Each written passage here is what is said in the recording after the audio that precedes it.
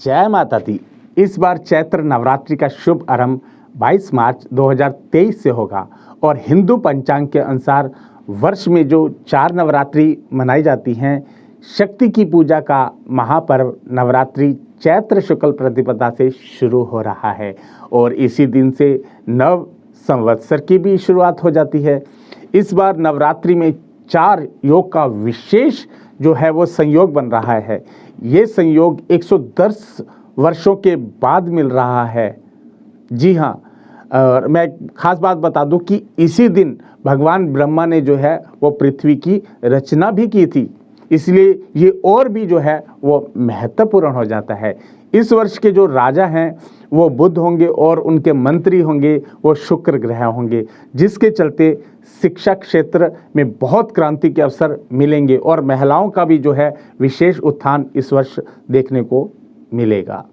इस बार जो चैत्र नवरात्रि में देवी दुर्गा नाव की सवारी करके पधारेंगी, जो कि बहुत ही शुभ माना जाता है, और वहीं उनके जाने का जो वाहन है वो डोली रहेगा। इस साल चैत्र नवरात्रि के पहले 2 दिन बेहद ही शुभ रहने वाले हैं, क्योंकि इस दिन ब्रह्मा और शुक्ल योग का संयोग भी बन रहा है और जिसमें माता की पूजा का जो फल है वो दुगना प्राप्त होता है। वहीं इस साल देवी पूरे 9 दिन तक धरती पर भक्तों के बीच रहने वाली हैं। जी हाँ, इस बार कोई भी जो जोड़ तोड़ नहीं है, पूरे 9 ही नवरात्रे हैं लेकिन इस बार जो इस दौरान जो है माता है वो पंचक में धरती पर पधारेंगी, लेकिन आदि शक्ति जगदम्बा की पूजा में पंचक का असर नहीं होता। ऐसे में पहले दिन जो है वो घट स्थापना सुबह 6:29 से लेकर 7:39 तक शुभ मुहूर्त में होगी। मैं आपको घट स्थापना के लिए जो आवश्यक सामग्री है वो बता देता हूँ। आपने क्या करना है कि एक चौड़े मुंह वाला मिट्टी का बर्तन ले लेना है, और दूसरा किसी पवित्र स्थान की मिट्टी, तीसरा सप्तदानी यानी कि 7 प्रकार का अनाज ले लें, चौथा कलश, 5वां जल, अगर हो सके तो गंगा जल ले लीजिएगा, और छठा जो है वो कलावा यानी कि मौली, और 7वां जो है सुपारी, 8वां आम या अशोक के पत्ते ले सकते हैं जिसे हम लोग पल्लव भी बोलते हैं, 9वां जो है अक्षत यानी कि कच्चे चावल, वो भी साबुत होने चाहिए, और 10वां जो है वो छिलके वाला यानी कि जटा वाला नारियल, और 11वां लाल कपड़ा, और 12वां जो है वो पुष्प या पुष्प की माला ले सकते हैं। ज़रूरत के अनुसार आप सामग्री बढ़ा भी सकते हैं, मिठाई विठाई जैसे है वो दुर्वा वगैरह वो बढ़ा भी सकते हैं। और अब मैं आपको घट स्थापना की विधि भी बता देता हूँ।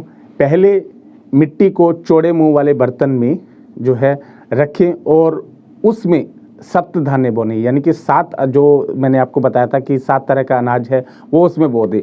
अब उसके ऊपर कलश में जल भरें और उसके ऊपरी भाग यानी कि जो गर्दन में होती है उसमें कलावा बांध दें, और उसके बाद आम, जो मैंने बोला था आम या अशोक के यानी कि पल्लव को कलश के ऊपर रखें।